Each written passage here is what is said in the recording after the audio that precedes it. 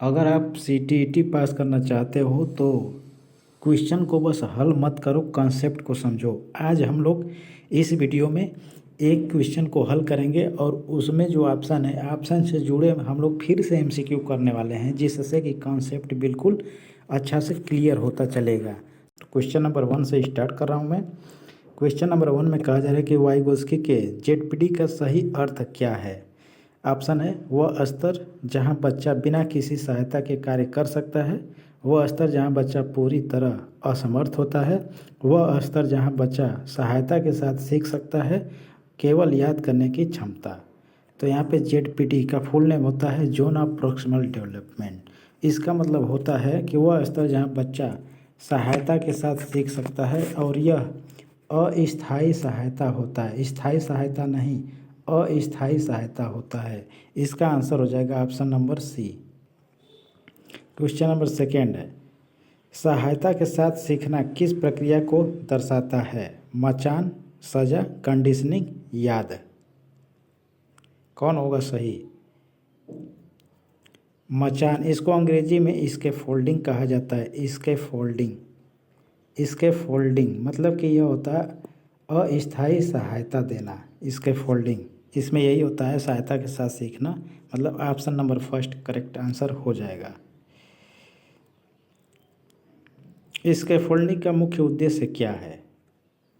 बच्चे को स्वतंत्र रूप से असफल करना, अस्थायी सहायता देकर सीखने में मदद करना, केवल परीक्षा लेना, रटाई कराना, मतलब रटने पर बल देना। तो कौन होगा इस प्रश्न का आंसर। इसके फोल्डिंग का मुख्य अर्थ क्या होता है, उद्देश्य क्या होता है। तो अस्थायी सहायता देकर सीखने में मदद करना इसका आंसर हो जाएगा।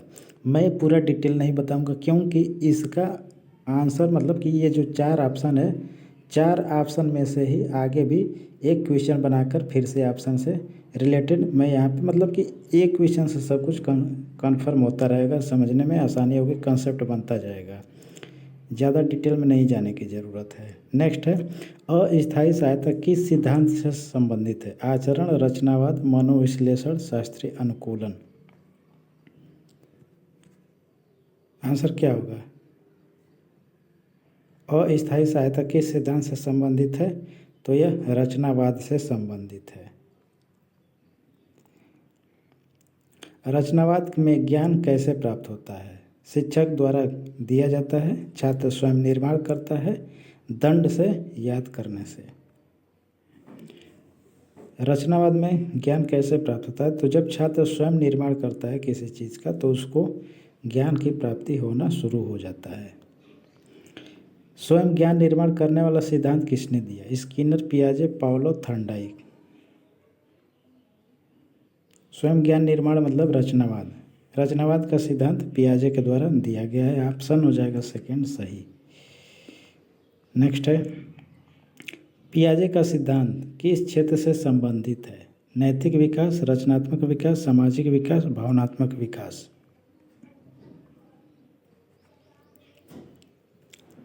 आंसर इसका हो जाएगा रचनात्मक विकास। रचनात्मक विकास का अर्थ क्या है। शारीरिक विकास, मानसिक प्रक्रियाओं का विकास, केवल खेल, केवल व्यवहार। तो रचनात्मक मतलब दिमाग का इसमें ज़्यादा यूज होता है, तो यह मानसिक प्रक्रियाओं का एक प्रकार का विकास होता है। मानसिक विकास में क्या शामिल है। सोच, तर्क और समझ, केवल दौड़ना, केवल लिखना, केवल खेल। केवल वाले ऑप्शन गलत हो गया। ऑप्शन फर्स्ट इसका आंसर हो जाएगा सोच, तर्क और समझ, यह मानसिक विकास में शामिल होता है। मनन कौशल किससे संबंधित है। बुद्धिमत्ता, सजा, विकास, आदत।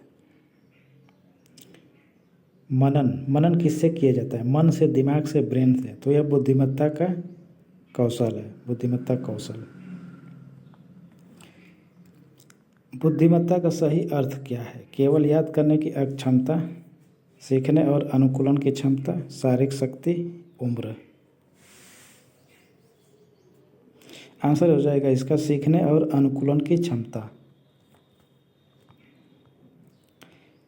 सीखने की सही परिभाषा क्या है। अस्थायी व्यवहार परिवर्तन, स्थायी व्यवहार में परिवर्तन, केवल वृद्धि, केवल थकान। थकान नहीं होगा, वृद्धि नहीं होगा, अस्थायी परिवर्तन नहीं होता है, स्थायी परिवर्तन होता है। सीखने में स्थायी परिवर्तन को ही सीखना कहा जाता है। व्यवहार में स्थायी परिवर्तन होता है तो उसे सीखना कहा जाता है। नेक्स्ट क्वेश्चन है, स्थायी व्यवहार परिवर्तन किससे संबंधित है? सीखना, विकास, नींद, भावना।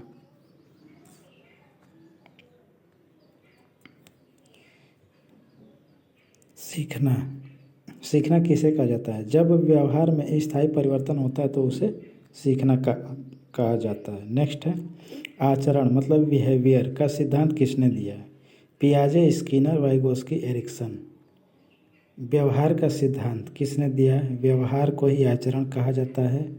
व्यवहार का सिद्धांत किसने दिया है? तो देने वाला मनोवैज्ञानिक है स्किनर।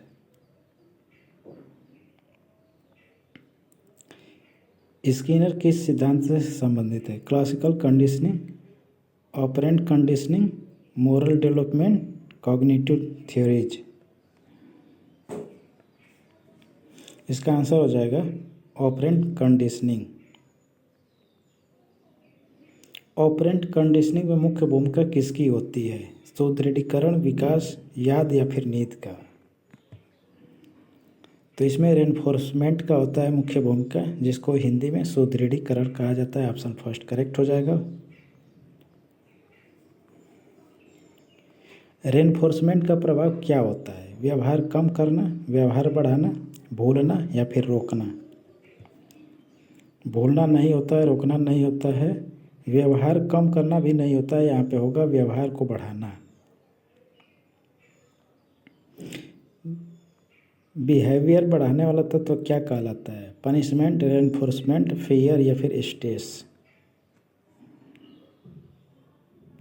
मतलब यहाँ पे पनिशमेंट मतलब दंड हो गया, रेनफोर्स मतलब क्या हो गया? पुनर्बलन, फियर मतलब डर, स्ट्रेस मतलब तनाव। तो इसका व्यवहार बढ़ाने वाला तत्व क्या कहलाता है? तो रेनफोर्समेंट कहलाता है, पुनर्बलन कहलाता है। पनिशमेंट का मुख्य प्रभाव क्या है? बिहेवियर बढ़ाना, बिहेवियर घटाना, मेमोरी बढ़ाना, लर्निंग रोकना। तो पनिशमेंट, जब पनिश दिया जाता है तो इससे व्यवहार घट जाता है, मतलब आचरण में कमी होती है। सीखना मतलब कि रुकना शुरू हो जाता है, तो व्यवहार घटाना इसका आंसर हो जाएगा। सीखने की प्रक्रिया में सबसे पहला चरण क्या है? याद, ध्यान, भूल या फिर विकास? सीखने की प्रक्रिया में पहला चरण ध्यान होता है, अटेंशन होता है। ध्यान के बिना क्या संभव नहीं है? Growth, learning, play, emotion?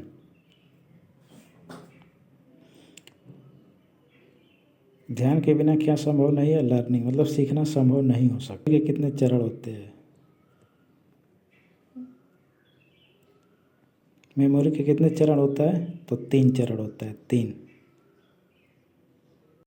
Memory के सही चरण कौन से है? Input, output, result, encoding, storage, retrieval, thinking, learning, doing, read, right, recall? Memory के सही चरण कौन है? मेमोरी के सही चरण ये होता है E, S और R, मतलब इनकोडिंग, स्टोरेज, रिट्रीवल ये होता है। तो यहाँ पे सेकेंड ऑप्शन हो जाएगा सही, ESR याद रखना पड़ेगा। इनकोडिंग का अर्थ क्या है? इनकोडिंग का अर्थ क्या है? जानकारी बोलना, जानकारी को ग्रहण करना, जानकारी हटाना। नेक्स्ट ऑप्शन यहाँ पे दंड देना। तो दंड देना नहीं होगा, यहाँ पे आंसर हो जाएगा जानकारी को ग्रहण करना। इनकोडिंग का मतलब ये होता है। नेक्स्ट है, स्टोरेज का अर्थ क्या होता है? जानकारी रखना, जानकारी हटाना, जानकारी बदलना, दंड देना। स्टोरेज मतलब होता है जानकारी को रखना। ठीक। नेक्स्ट क्वेश्चन है, रिट्राइवल का अर्थ क्या है? जानकारी याद करना, जानकारी मिटाना, जानकारी जोड़ना या फिर यहाँ पे सीखना रोकना होता है। सीखना रोकना नहीं होगा, इसका आंसर हो जाएगा जानकारी को जोड़ना, कलेक्ट करना होता है। ठीक। नेक्स्ट है, मोटिवेशन कितने प्रकार का होता है? 1, 2, 3, 4? यह 2 प्रकार का होता है, आंतरिक और बाह्य।